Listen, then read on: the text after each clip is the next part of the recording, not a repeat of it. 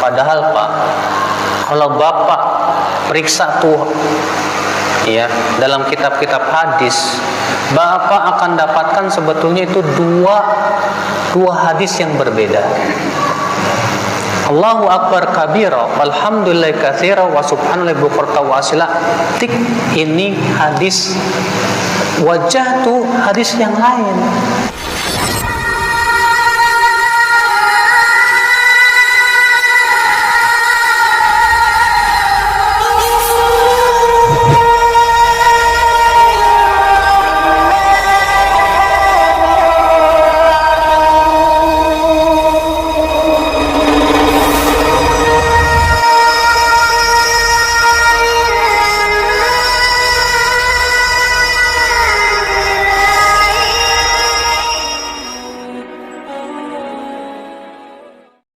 Assalamualaikum warahmatullahi wabarakatuh. Bismillahirrahmanirrahim. Alhamdulillahirabbil alamin. Nahmaduhu wa nasta'inuhu wa nastaghfiruh wa na'udzu billahi min syururi anfusina wa min sayyiati a'malina. Man yahdihillahu fala mudilla lahu wa may yudlil fala hadiyalah. Assalatu wassalamu ala Rasulillah wa ala alihi wa sahbihi wa man tabi'ahu wa mawala amma ba'du. Bersama TV Bapak Ibu yang dirahmati oleh Allah, alhamdulillah di kesempatan kali ini kita jumpa lagi channel YouTube kami TV 414. Mudah-mudahan kita bersama senantiasa mendapatkan lindungan dan rahmat dari Allah Subhanahu wa taala, juga mendapatkan taufik dan hidayahnya. Amin ya rabbal alamin. Dan tak lupa kami doakan pula saudara-saudara kita yang di Palestina yang sekarang oleh Allah lagi diuji. Mudah-mudahan saudara kita tersebut di sana oleh Allah diberikan kekuatan iman, diberi kesabaran yang tinggi, dimudahkan segala urusannya, dan mudah-mudahan para pejuang-pejuang kita diberi kekuatan, diberi kemampuan oleh Allah untuk menghalau, untuk mengusir penjajah Zionis dari tanah Palestina. Pemirsa Bapak Ibu yang dirahmati oleh Allah, ya, juga kami di sini kami kembali tegaskan bahwasanya kehadiran kami TV 414 di tengah-tengah kita itu dalam rangka berpartisipasi membentengi umat, membentengi akidah umat dari akidah-akidah sesat, dari keyakinan yang menyimpang, juga menangkal radikalisme, paham radikal yaitu paham kekerasan, itu paham Wahabi, paham yang tidak toleran kepada amaliyah umat Islam Indonesia.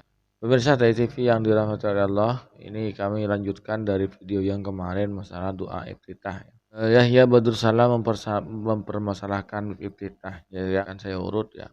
Jadi dalam sholat itu ada syarat wajibnya sholat, ada syarat sahnya sholat, ada arkanus sholat, kemudian ada mubtilatus sholat, kemudian ada sunanus sholat. Ada lima hal yang berkaitan dengan sholat. Yang pertama adalah bab tentang wajibnya sholat, dimana ini ada beberapa syarat. Di antara syarat wajibnya sholat itu adalah orangnya harus Islam. Orang kafir maka masih belum diwajibkan sholat, tapi orang kafir itu pertama kali adalah diwajibkan masuk Islam, diwajibkan mengucapkan 2 kalimat syahadat. Di antaranya kalau sudah Islam yaitu akil, berakal sehat, balik, sudah sampai pada batas usia yang ditentukan oleh agama untuk melaksanakan syariat Islam.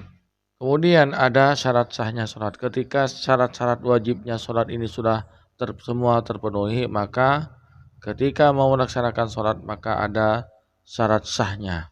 Di sini ada syarat, ada arkan.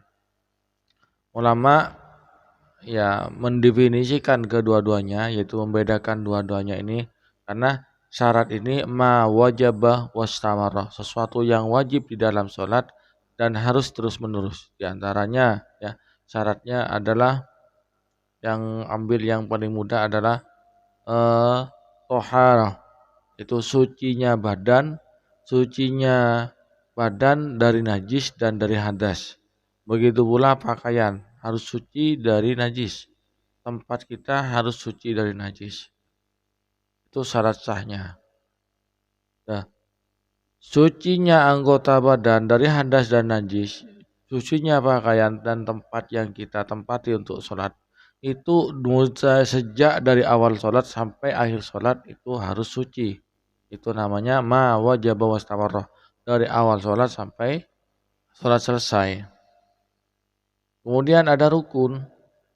Rukun itu wajib bawang qata'ah, sesuatu yang wajib dilakukan tapi sifatnya terputus, tidak terus-menerus, seperti takbiratul ihram.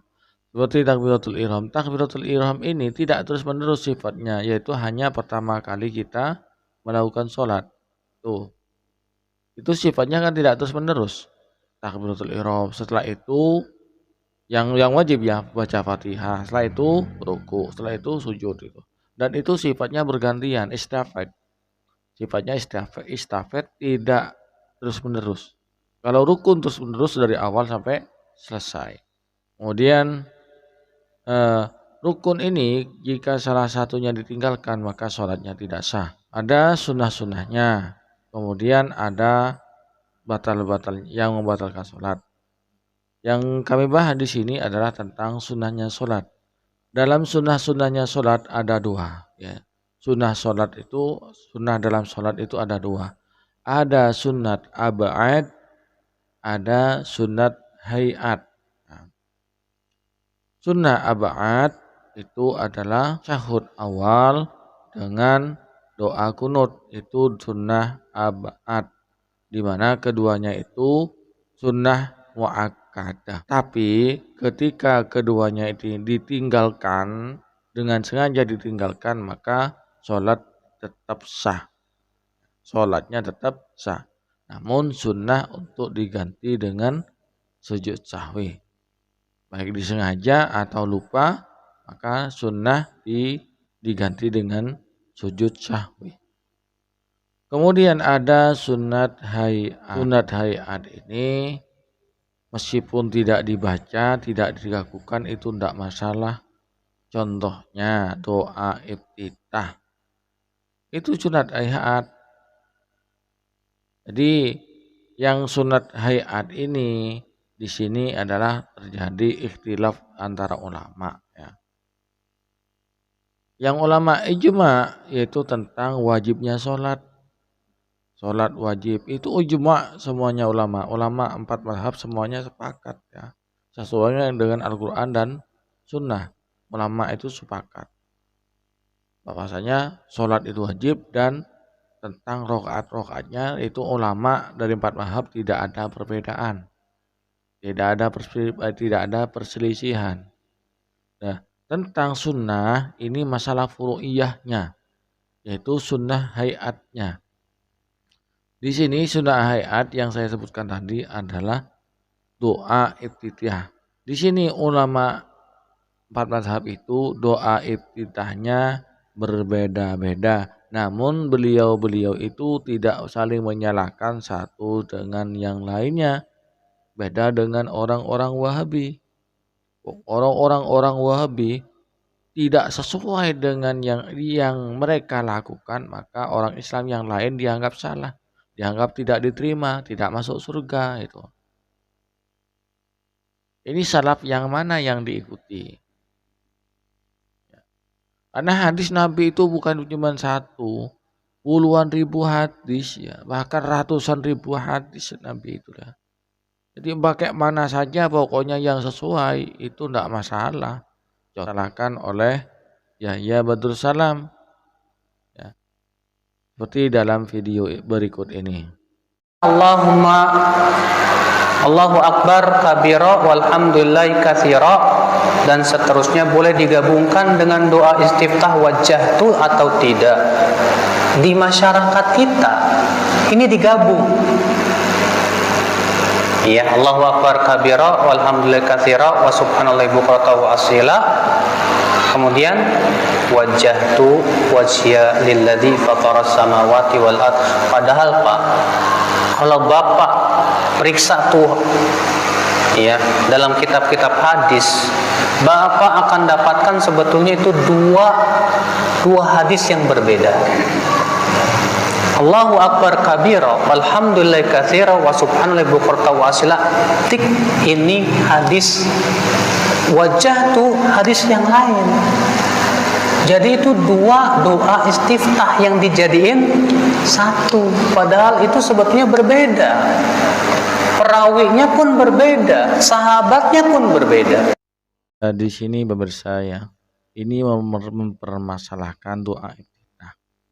Sebetulnya kan bukan masalah doa iftitahnya yang harus dipermasalahkan ya. Tapi ketika syarat dan rukunnya itu tidak dilakukan, maka itu yang jadi masalah. Doa iftitah ini sunnah. Ya, tadi sudah saya jelaskan, sunnah doa iftitah itu adalah sunnah hayat. Yang mana apabila ditinggalkan itu tidak masalah, ya. Jangankan digabungkan dua hadis digabungkan jadi satu dalam satu paket. Itu tidak masalah. Kenapa? Jangankan dia hanya digabung, ditinggalkan pun tidak masalah. Karena itu bukan hal yang wajib, bukan rukunnya sholat. Nah, kalau rukunnya sholat yang ditinggalkan, semisal tidak membaca Fatihah, maka sholatnya tidak sah. Sebagaimana sabda Nabi, la sholata liman lam yaqra bi Fatihatil kitab. Tidak sah sholatnya bagi orang yang tidak membaca surat Al-Fatihah. Sementara doa iftitah ini itu adalah sunnah, bukan rukun, bukan wajib. Sehingga apabila ditinggalkan itu tidak masalah, tidak menyebabkan sholat itu batal. Sholatnya tetap sah. Jangankan digabungkan pemirsa, Bapak Ibu. Ditinggalkan pun tidak apa-apa karena doa iftitah ini sunnah. Namun lebih baik dilakukan. Nah ini di sini ya letak kerusakan pemahaman orang-orang Wahabi di sini. Sehingga orang-orang Wahabi ini kan kaidahnya apa yang tidak dilakukan Nabi tidak boleh dilakukan. Itu kaidah yang dibuat-buat sendiri. Kaidah ulama jamhurul ulama, terutama ulama Syafi'iyah tidak seperti itu. Ya.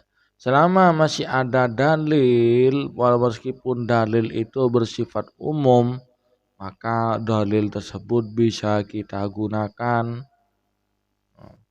Yang sifatnya bid'ah dolalah itu kalau tidak ada dalilnya, tidak ada dalil yang membenarkan, yang membolehkan, itu bid'ah dolalah.